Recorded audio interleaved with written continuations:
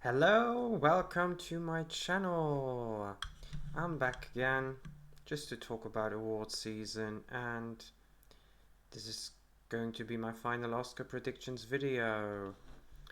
And yeah, let's have a look at my predictions, the final standings before we finally moving on to the Oscars. Yeah. So let's start. I am going to start with Best Picture, not as so many other streamers and podcasters do. They like to start from behind. I want to start with Best Picture because I really do think that, especially in a year like this, where there are clearly only two movies that have the potential to win Best Picture. It's One Battle After Another or Sinners. And I think you should base your predictions in the other categories on what you are predicting in Best Picture. So, what you are seeing here in my little presentation is that I will list all the important precursors that play their part in predicting. And as you can obviously see, One Battle After Another has won the Critics' Choice, the Golden Globe, the BAFTA, and the Producers Guild Award. Sinners won the SAG Ensemble Award. So what I like to do, especially in Best Picture, is give those awards like a different weight. So the most important, and for me personally, the most telling precursor is the PGA Award, the Producers Guild Award. Why is that? It's because it's the only Best Picture award that is voted on a preferential ballot, like the Oscars. So you rank your movies from 1 to 10, and there's a certain way of calculating the Best Picture winner. So obviously, all the number 1 votes in the first round are taken into account. The number 10 is being eliminated. The number 2 on those ballots are then counted to the other movies. So that's it. That's basically how it works. So One Battle After Another has won on a preferential ballot.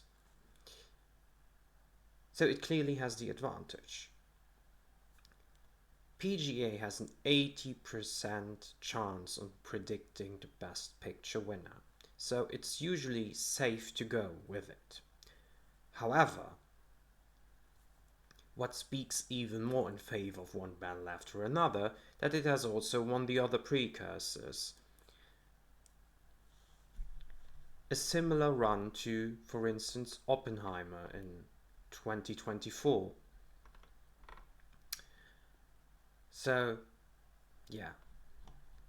And with Sinners only having the SAG Ensemble win, that is usually only about right for about 50%,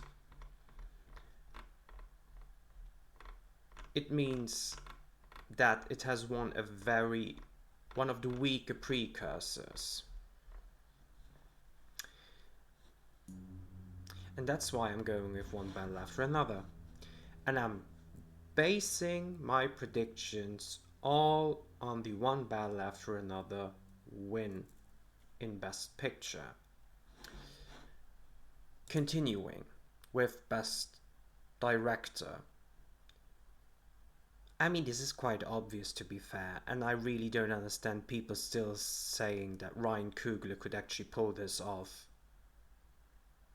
Paul Thomas Anderson has won Critics' Choice, Golden Globe, BAFTA, and the Directors Guild Award, which honestly, except if you're an international director, who, to be fair, only once has won one in the last 20 or so years, and that was Bong Joon-ho, if you're an American director and you win Directors Guild Award, you usually win the Oscar. It's even a better predictor than the Producers Guild Award. So, as I've told you, I'm basing my predictions on one battle after another winning Best Picture. So I'm going with Paul Thomas Anderson finally winning his first Oscar. Very well deserved, to be fair, and I will be very, very much excited to see him win. I think he deserves this. This is his fourth nomination. He already should have won for There Will Be Blood. Let's just be honest. Yeah. Continuing with a very, very difficult Oscar to predict. I think this is probably the most unpredictable this year. Because, well, after the first two awards, we were like, oh yeah, this is going to be the Timothée Chalamet show. He's going to win, he's going to sweep. And then all of a sudden he lost the BAFTA to Robert Aramayo, who is not nominated anywhere, was just playing amazingly well in a British film that wasn't eligible for the Oscars. Lots of people were saying after that, oh yeah, Timmy's still fine, he's going to win at SAG, he'll be fine. And I was like,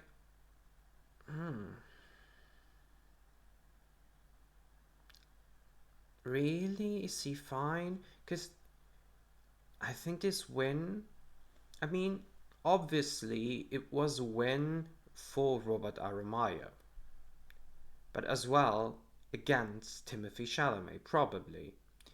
Lots of people were saying as well, he didn't lose to any of his direct contenders at the Oscars, which is true, but it made everything just more complicated and difficult for us predictors.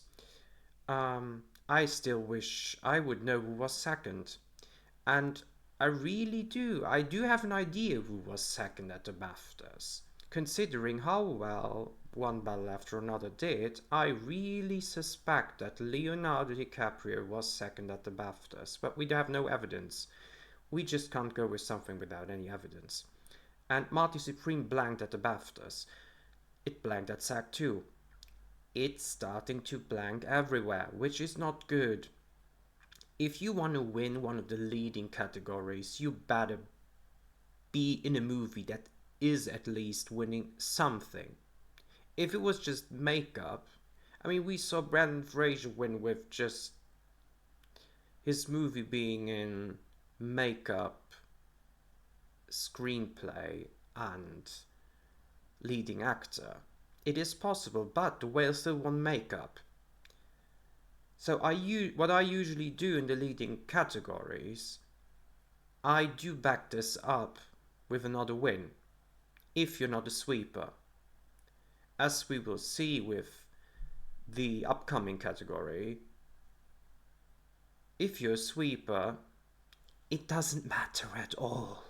It doesn't matter if your movie wins something or not. Everybody will just vote in line and fall in line with the precursors. That's always happening. So, we have a few winners here, apart from Timmy and Robert Aramayo. And that's Michael B. Jordan, who won at the Actor Awards. And I'm gonna be honest with you, if you just go by, let's say, logic, and you want to be safe with your predictions, just predict Michael B. Jordan. But for me personally, the problem is, if we really do think that One Battle After Another is winning Best Picture, why?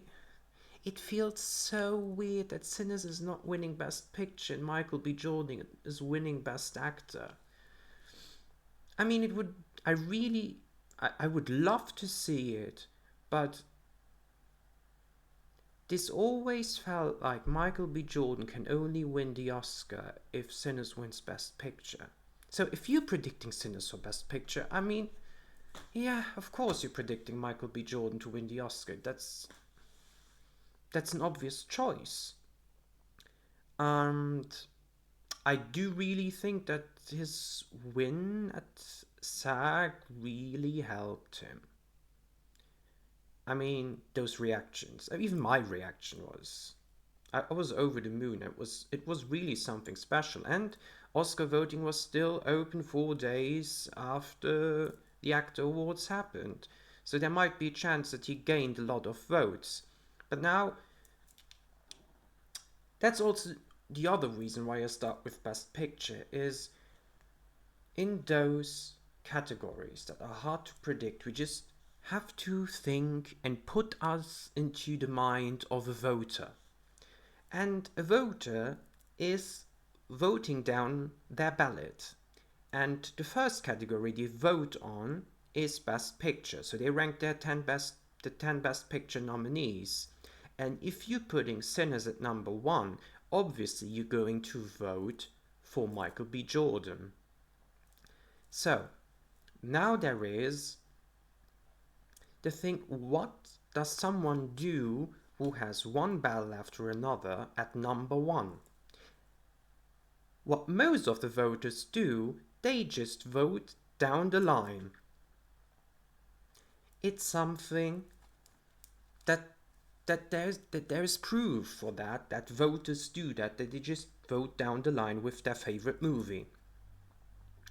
Nora last year was nominated for 6 Oscars and won 5 of them because people voted down the line. That's also why Mikey Madison won the Oscar, because most people were putting Nora above The Substance, or even at number 1. So the logic says all the one battle voters who put it at number 1 are going to vote for Leo, but our problem is we have no evidence for that to predict. He hasn't won anything. And now I'm here saying that he actually has a chance winning without winning anything? I guess he has, just based on the strength of his movie. And then there is Wagner Moura for The Secret Agent.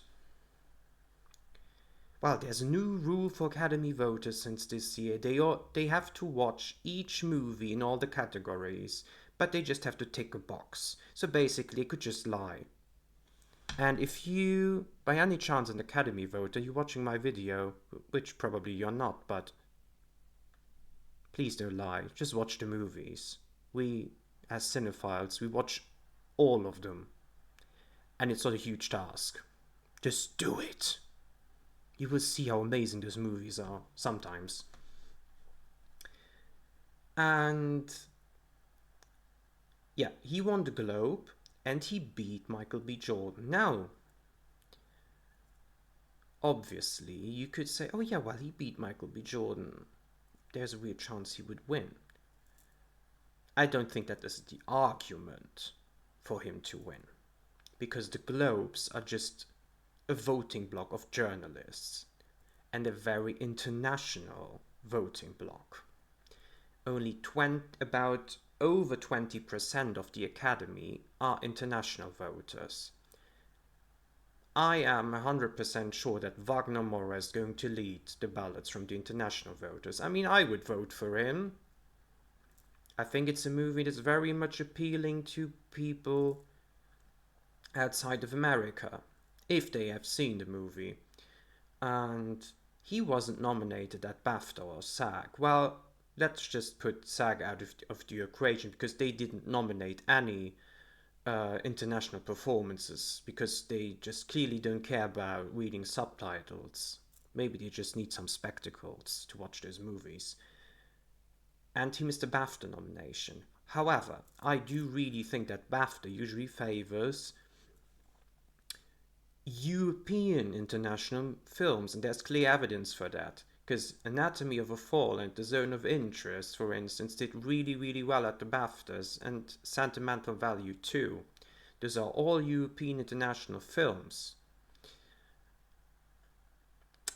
It still got a surprising original screenplay nomination. That's the first time when I was like, oh, it still managed to get into the original screenplay category. Because usually with BAFTAs, if there's a surprise happening at the Oscars, there's like a small little surprising thing that happens. I really think that The Secret Agent's original screenplay nomination at the BAFTAs was a surprise. Since the BAFTA didn't go with It Was Just an Accident, but they went with The Secret Agent. And the Oscars went with It Was Just an Accident, and not with The Secret Agent, but The Secret Agent made it into Best Picture. And I also think another part of the reason why Wagner Moura wasn't nominated for the BAFTAs is because lots of the British voters haven't seen The Secret Agent until now, because it only came out, I think, shortly after the BAFTAs. Which could play a role, because what if people in the British Academy that are also in the Academy of the Oscars haven't made up their mind because they voted for Robert Aramayo? Because they clearly can't vote for him again. They have to vote for somebody else. And what if they just saw The Secret Agent and now they're like, oh yeah, we could actually make history and vote for the first international leading actor prize? It is possible. So, for me personally, I think this is between Michael B. Jordan and Wagner Moura. And I think Leo is at third. I really don't think Timmy is winning. I think voters were turned off by his campaign. His campaign helped more the movie being a huge box office success than it actually being a huge awards contender. The only prizes this movie has won is Timothée Chalamet in lead acting at the Critics' Choice and at the Globes. It won nothing. This is not good. And as we will see later on, The Secret Agent has a real chance of winning international features, so it is competitive in not a category, and the Marty Supreme is just not competitive in any other category, to be fair. Yeah. As I've said, if you want to be safe, you should predict Michael B. Jordan. It's a safe pick. But I'm a witchy witch. And in tight races, I tend to overanalyze and be weird. And actually, the Golden Globe drama win for leading actor, is weirdly enough a good precursor. And not so the actor award. Usually it's the BAFTA, but we don't have any information about the BAFTA. I wish I could just call the BAFTA award and send me the list so I know who was second.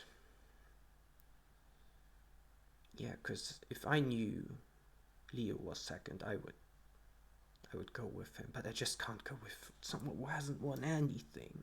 It would be crazy. But I'm a little crazy.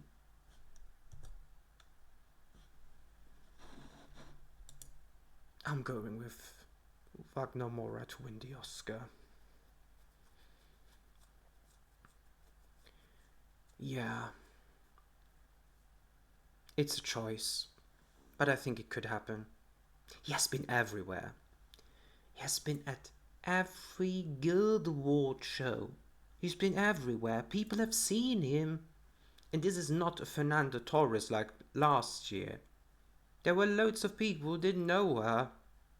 People know Wagner Moura. He has played in productions outside of Brazil, so this is definitely that works in his favor too. Yeah. Another reason why Michael B. Jordan is basically the safe pick is because he's second overall with all the tallies together. When we count in the critics' prizes, he's just by a very small margin behind Timothée Chalamet. And usually it is one of the top two that wins. But I'm going based on my theory. If Michael B. Jordan wins Best Actor, Sinners wins Best Picture.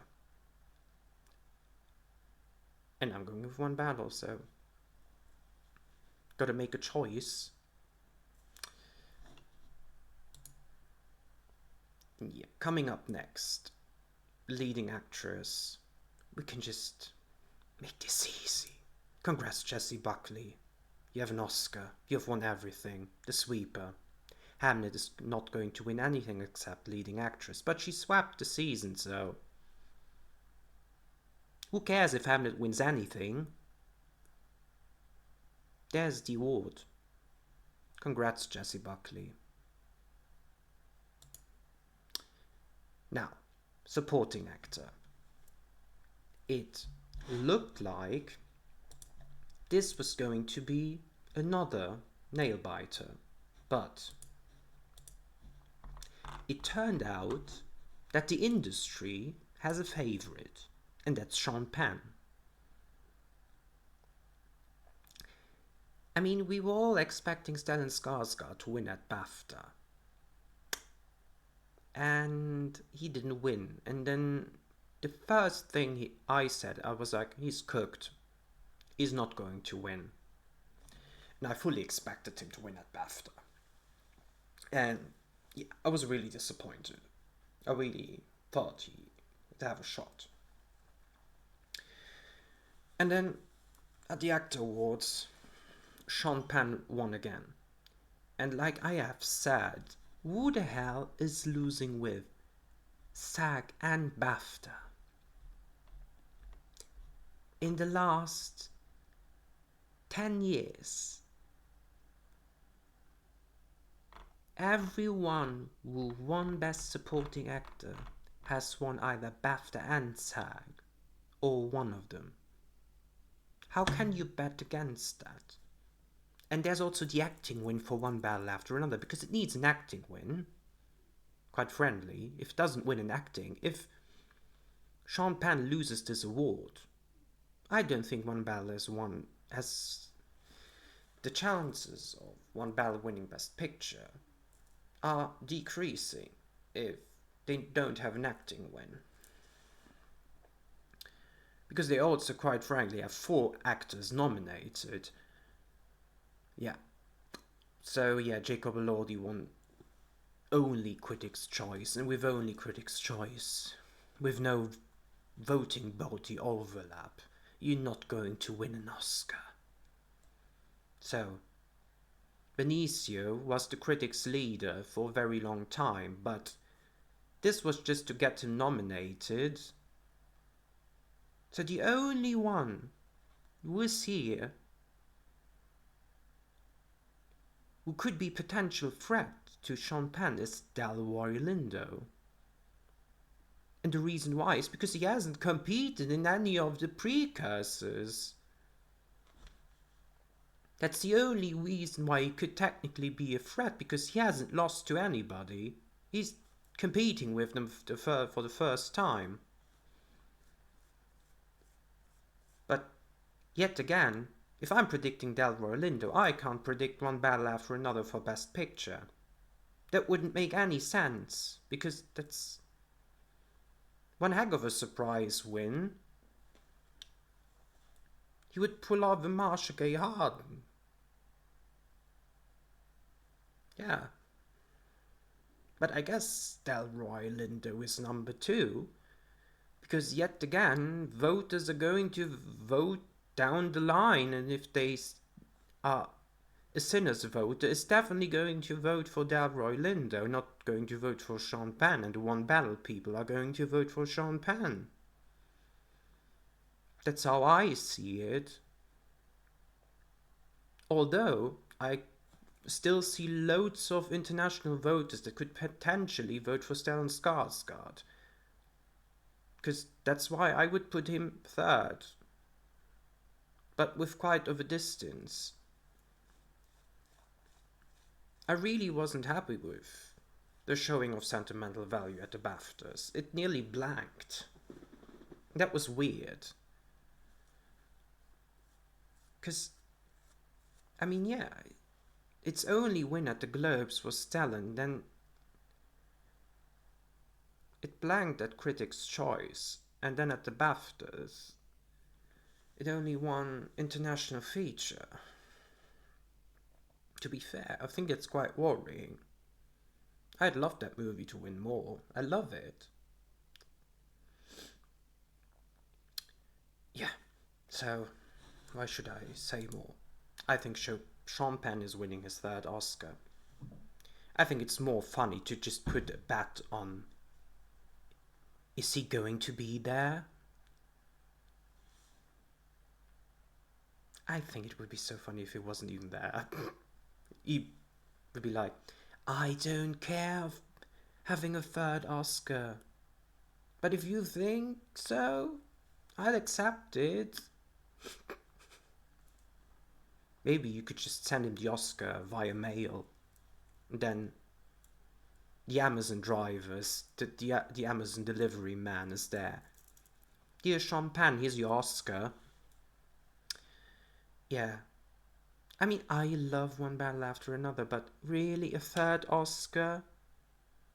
I mean, we could open a whole discussion about why he could still lose the Oscar because he didn't show up at the awards ceremonies. But quite frankly,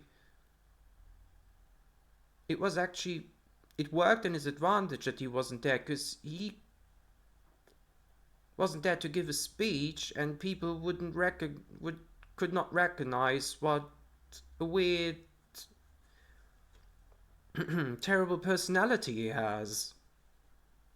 And yeah, I could still see people just say, oh, well, we are actually voting on the acting crowd who's the best actor in that category. We're not voting based on their personality. Yeah. And the industry clearly has spoken their word. They both gave their awards to Sean Penn, so why shouldn't he be winning? And honestly, if you're predicting One Battle After Another to win Best Picture, it has to grab an acting award somewhere. So, that leads me to supporting actress. This is, with Best Leading Actor, I think this is the most difficult category to predict.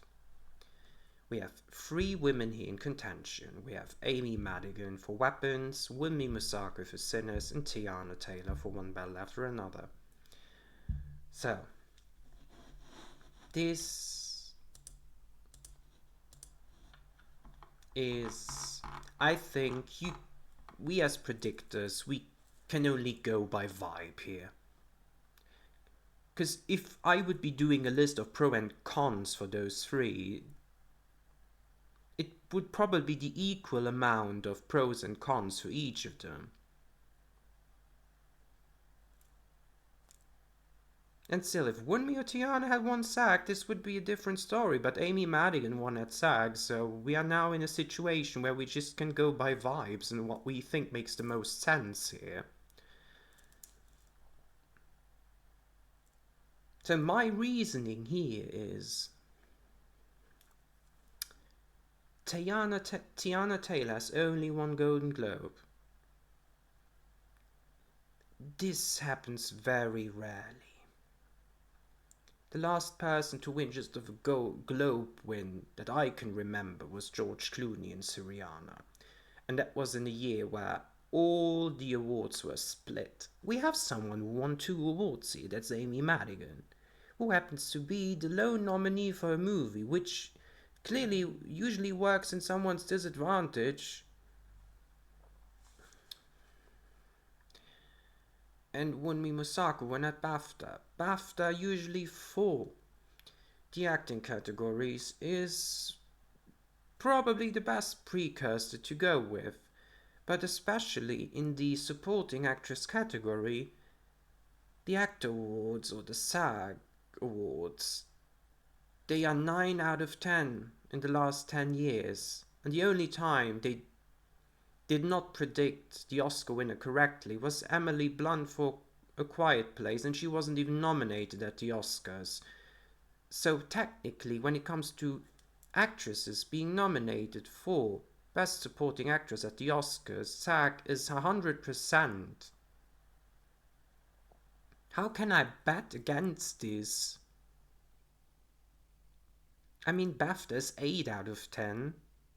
And the last time this happened, that someone won at BAFTA and didn't repeat at the Oscars, that was Kerry Condon, who happens to be a British person to be as well, like Wunmi Mosaku. And the problem I have with Wunmi is that in my world, why does Sinners do so well at the Actor Awards and Wunmi can't repeat her win at the BAFTAs? This felt so weird.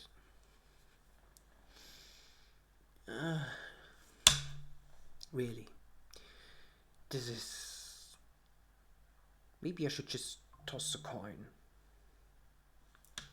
and see who wins. But,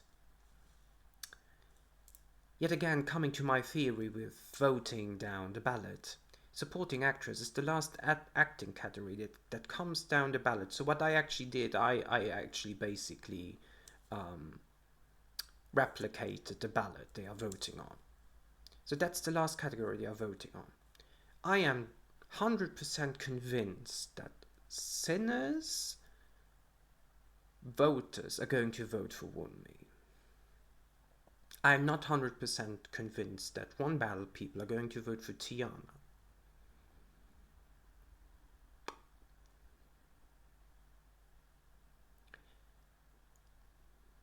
So that's why then my thought process went between Amy and Wunmi. And then yet again, why would Wunmi win if Sinners is not Best Picture? Well, at BAFTA it happened, so technically she could still win, and Sinners will not win Best Picture.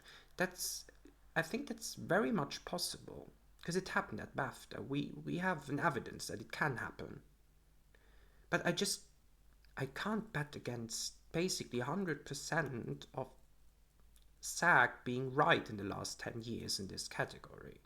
Although we had loads of sweepers, I agree.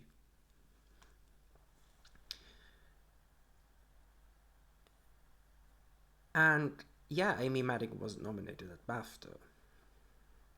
But I actually think she would have been nominated at the BAFTAs and she would have lost there. I would actually definitely not predict her. She has only lost once at the Globes. So she has won 2 out of 3. And I really do think this is the most memorable performance. I mean, if you don't like Weapons, you maybe still like Amy Madigan's performance. It's honestly, it's undeniable. The first time I saw that movie, I still could not forget her performance. And she's only in the movie for like the last half an hour, 20 minutes, and that's insane. I think this is one of the most iconic characters I've ever seen, and we will remember this for a long time. And I think she's winning. It also makes sense if you predicting One Battle to win Best Picture that Amy Madigan could win Supporting Actress. That's why I'm going with her, even though she's the only nominee for her movie. It just screams, do not do that. That's wrong. Never go with the low nominee. There's no category to back this up. But whatever. I really do think it plays its part that this performance is so memorable. And as we saw at the Actor Awards, she's clearly well liked in the industry. She has friends. They love her. I mean, I love all those 5 performances. Why can't I vote for all of them? But we're not here to discuss my personal picks. Maybe we will at some point. Yeah, continuing with some easy categories. Adapted screenplay. This is not an easy win for PTA, just like Best Director is going to walk away with 2 Oscars at least. Yeah, he won WGA as well yesterday, so there's no reason to go against him. He's going to win that, and the same goes for Ryan Coogler and Singers, and there is his Oscar, so he doesn't even have to win Best Director to win an Oscar. He's won already. He's won everything in this category. There's no competition. The other ones are all just too happy to be there. Same goes for animated feature. This is probably the easiest category out of all of them. It's going to be K-pop Demon Hunters. Oh yeah, well, Zootopia 2 has won the BAFTA, but that's only because K-pop Demon Hunters wasn't eligible at BAFTA.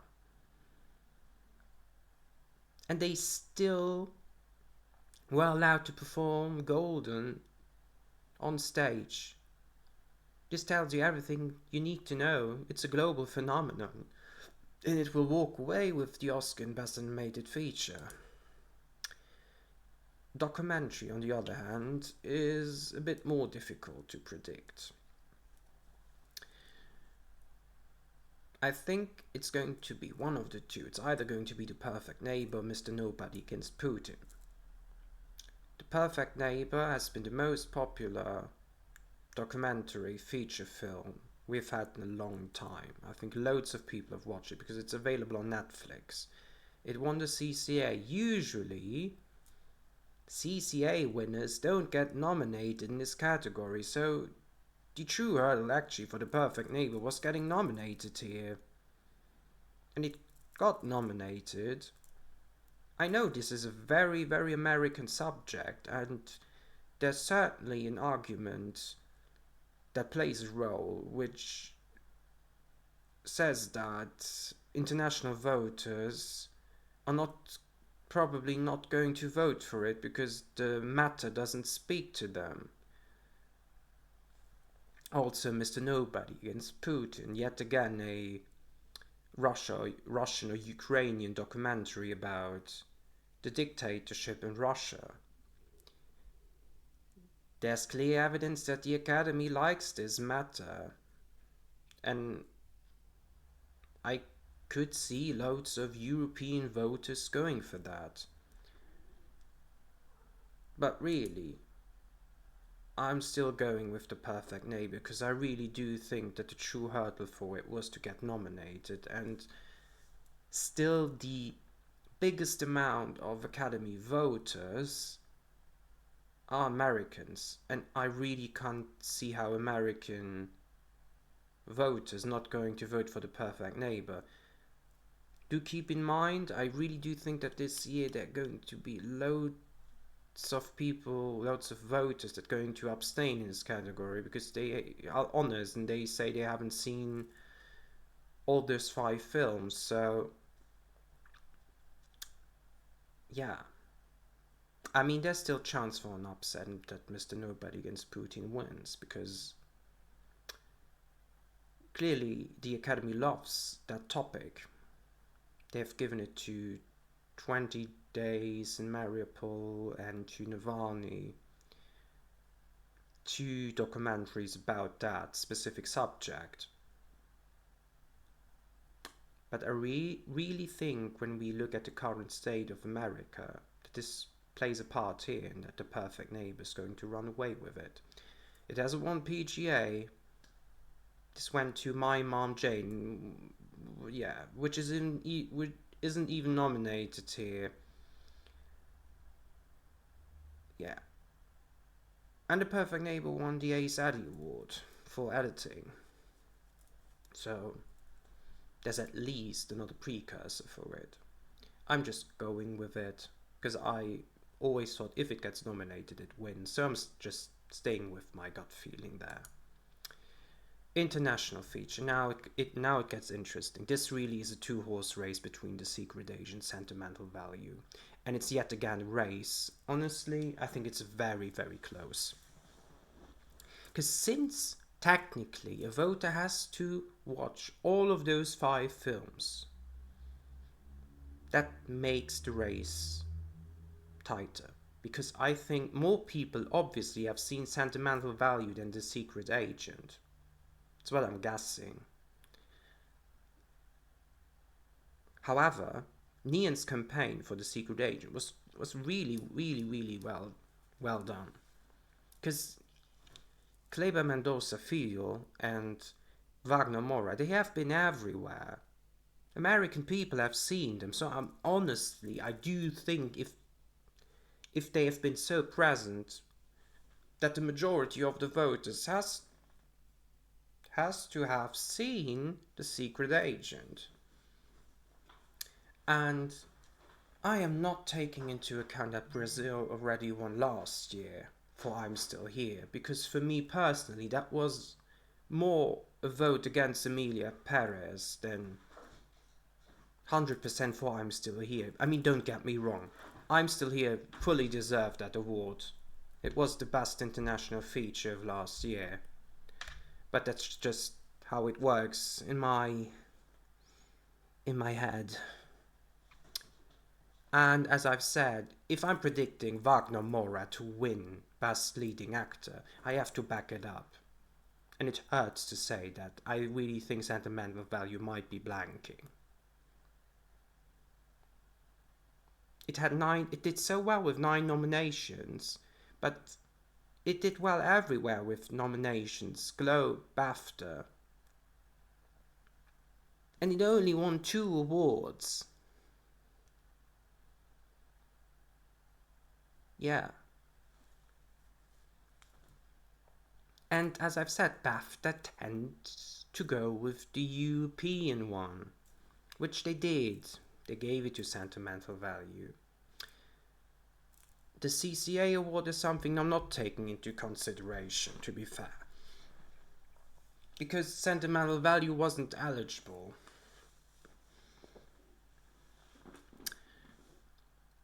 So we don't have an evidence. So actually The Secret Agent beat Sentimental Value at the Globes, and Sentimental Value beat The Secret Agent, the industry award, at the BAFTAs. So yet again here, if you actually been, let's say, very focused on stats and logic, you should actually go with Sentimental Value.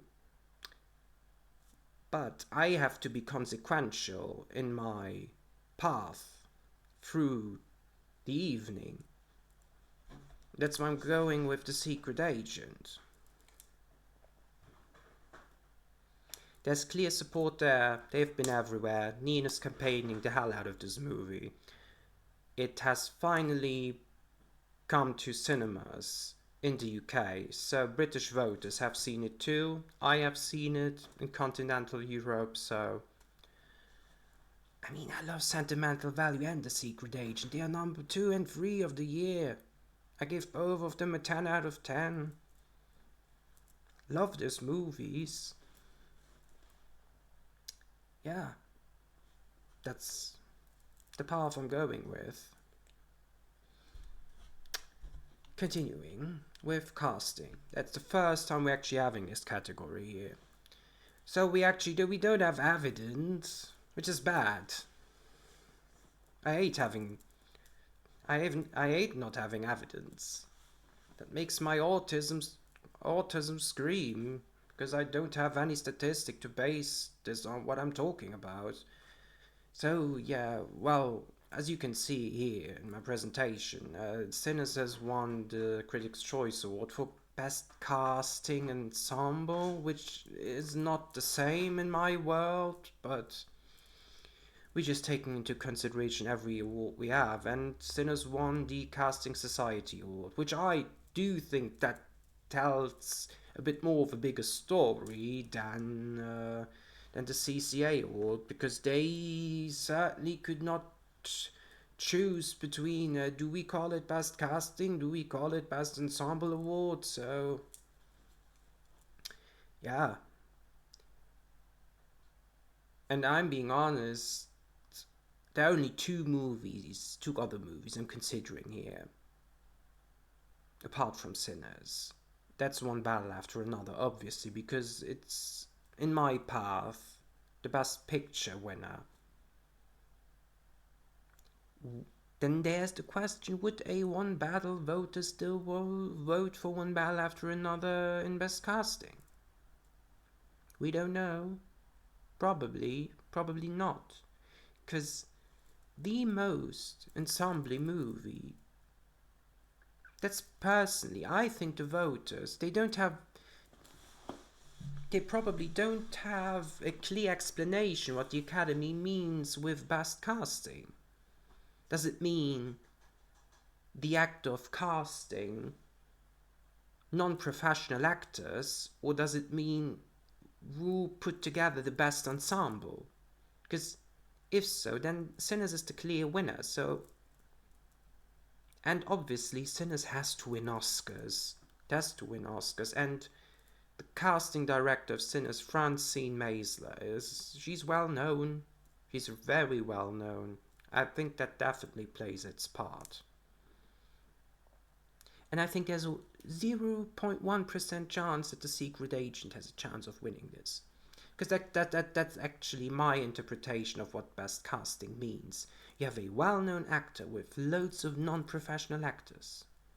But for Sinners in One Battle, this kinda is true too, because there's the discovery of Miles Caton in Sinners and the discovery of Chase Infinity in One Battle.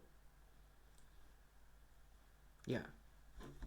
I'm just going with the safe choice, and because I know that I've heard that starting this year in the craft category, so we're now actually doing the below the line categories, that actually the names are on the ballot.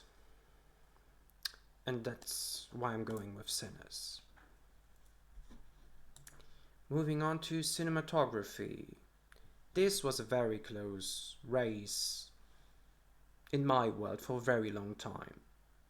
And I want to be clear now, cinematography and editing, probably the most passionate I'm about categories, and I'm always screaming at the nominations here every year.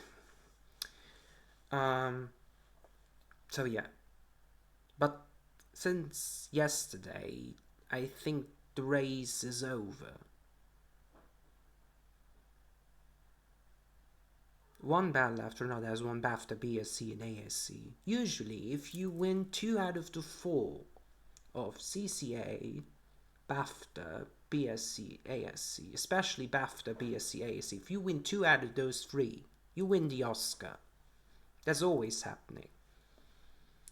BAFTA is like 8 out of the last 10 years they predicted the Oscar for Best Cinematography correctly.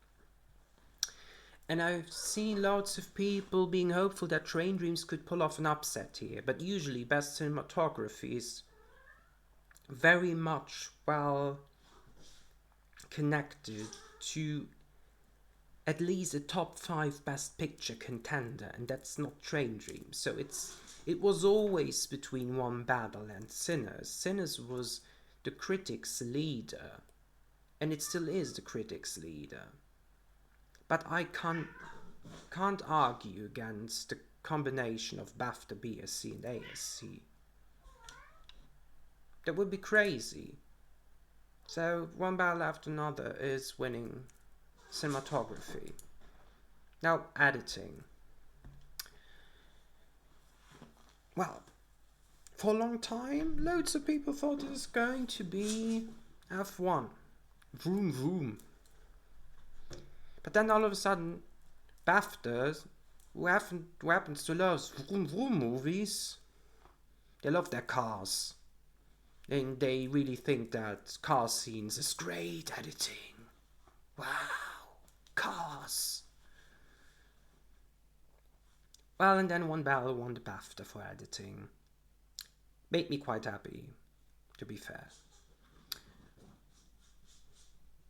And then the Addy Awards. So the awards for editing happened. And one battle won in the comedy category and Sinners won in the drama category. So Sinners beat F1. So this is clearly, if you call it a race, this is a race between One Battle and Sinners again. And as One Battle is my best picture winner, obviously I'm going with One Battle after another for editing. If Sinners wins here, then it's going to win best picture, because One Battle is the favorite to win here. And quite honestly, I think One Battle After Another has one of the best editings I have ever seen in my life. It's the smoothest paced, nearly 3-hour movie I've ever seen. It just passes by and then it's over.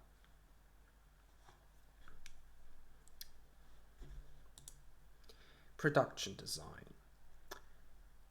Well, Frankenstein is running away with that. It has Critics' Choice, BAFTA, and the Art Decorators Guild, and the Set Decorators Guild. The only other movie who has the two guilds as well as One Battle, and Hamnet has one as well. However, they are split in different categories. So One Battle won in contemporary, and usually the Oscar doesn't go with contemporary production design. They usually go either with fantasy-ish or period, and Frankenstein is period drama. So, and it's very flashy.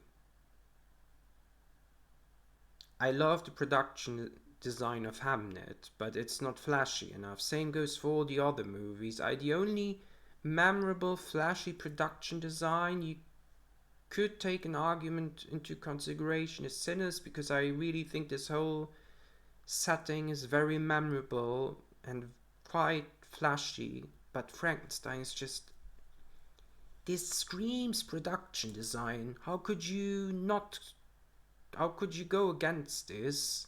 This would be crazy. Costume design. Not any film has won except for Frankenstein. So, guess what? Predicting Frankenstein. Yet again, period. Costumes. The Oscar voters, they love period costumes. I understand it. I love them too. However, Ruth E. Carter is very, very well known. And she won for Black Panther. Could be possible if it is a Sinners sweep. This could happen. There's very much of a possibility that this very much could happen. Makeup. Frankenstein. What else? There's won everything.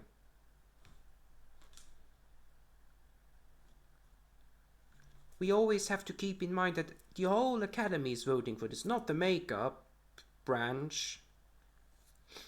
They see the creature, they'd be like, whoa, loads of makeup. Stunning. Most of the time, it's just the most makeup. And Frankenstein is the most makeup. So Frankenstein is going to win 3 Oscars. Visual effects. Easy peasy, lemon squeezy. Avatar, Fire and Ash. Who else should win? That's the problem here. Shall we say Sinners is number 2? Well, it won at the Visual Effects Society, so let's not take this out of the account.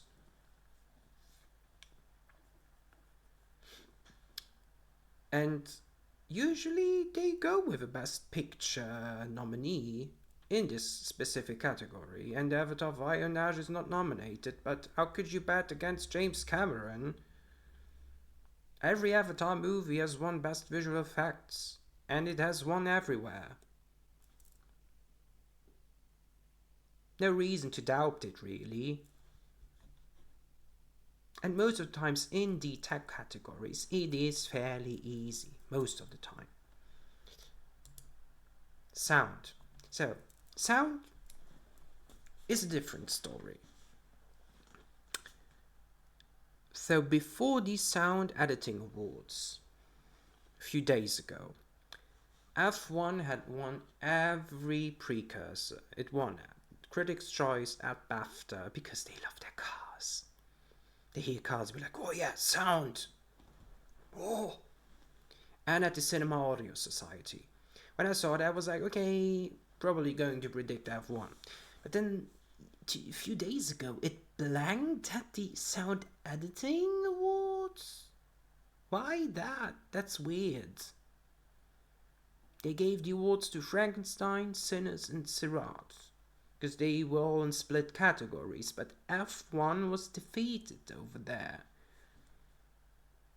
And we have to keep in mind again that the whole Academy is voting for this, and I really don't think that F1 is the most popular movie at the Academy.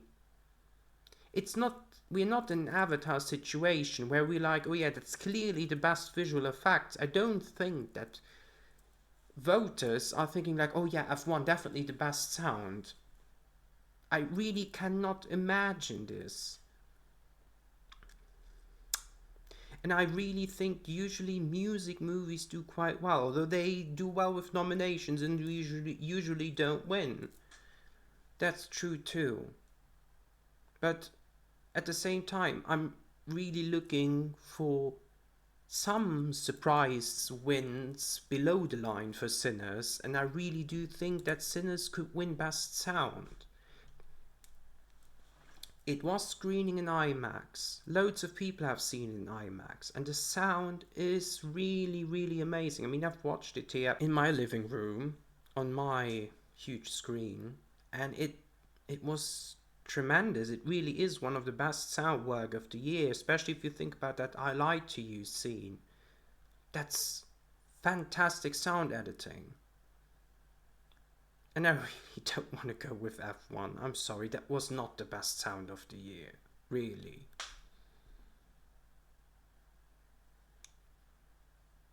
Sometimes, I mean, I shouldn't go with my taste. I've said that before.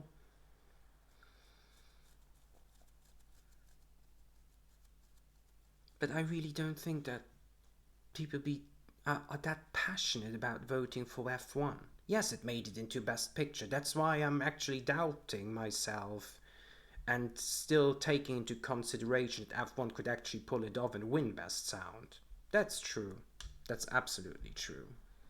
But as I've said, I'm crazy witch. I'm your crazy witch. Sometimes I would just go with something that has slight evidence and then just go with my gut feeling.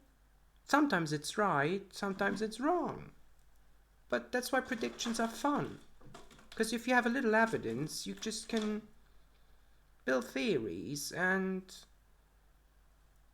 there it is. Moving on to original score. This is Sinners Award all the way.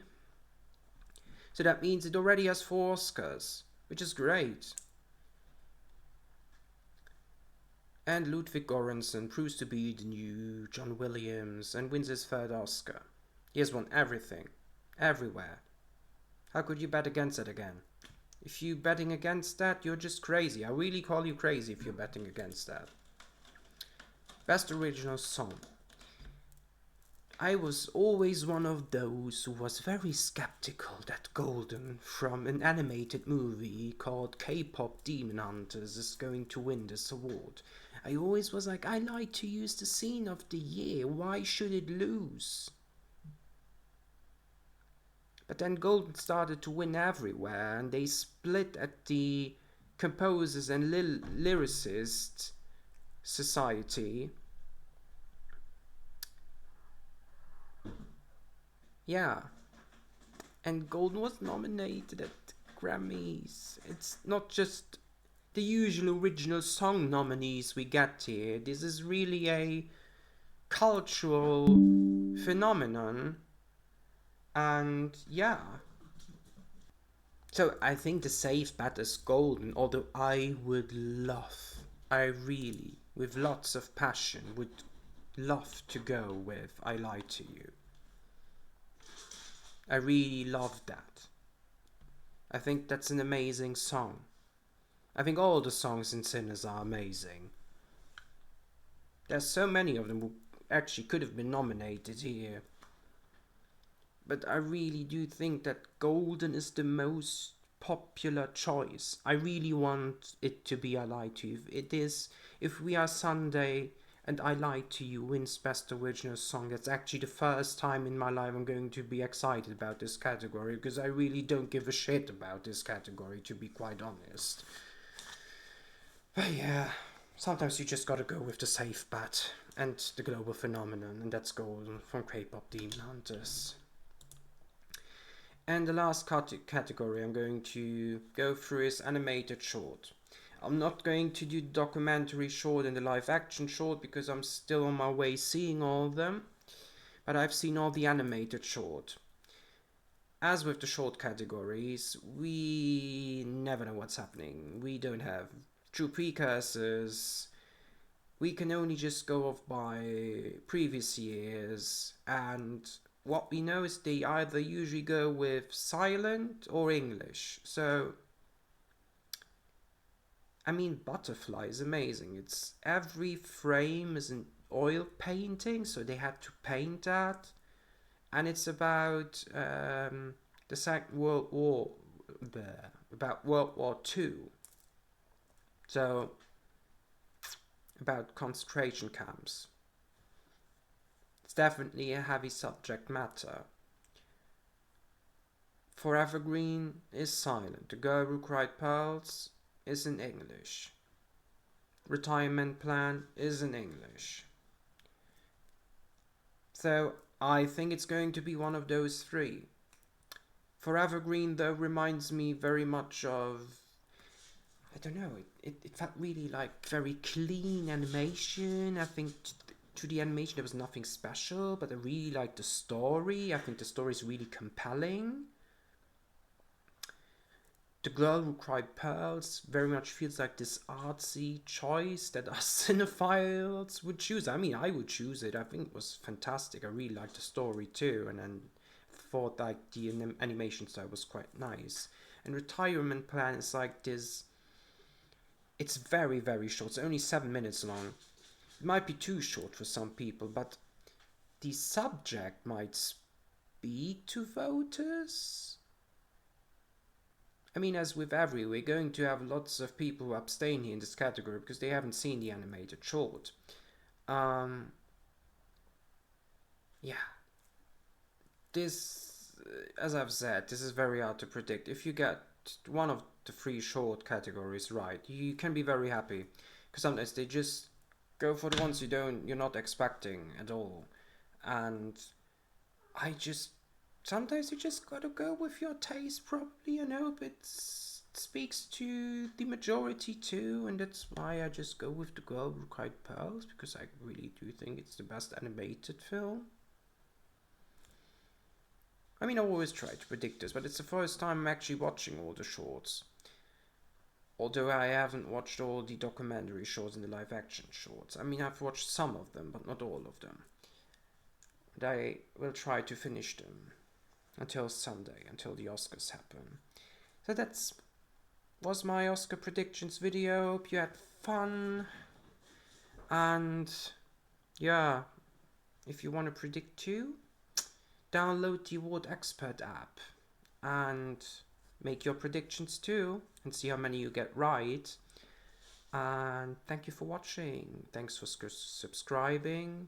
Please hit the button for the notification, and have a look down below, or if you want to leave a comment, you can do that too. See you soon, probably with Oscar reactions.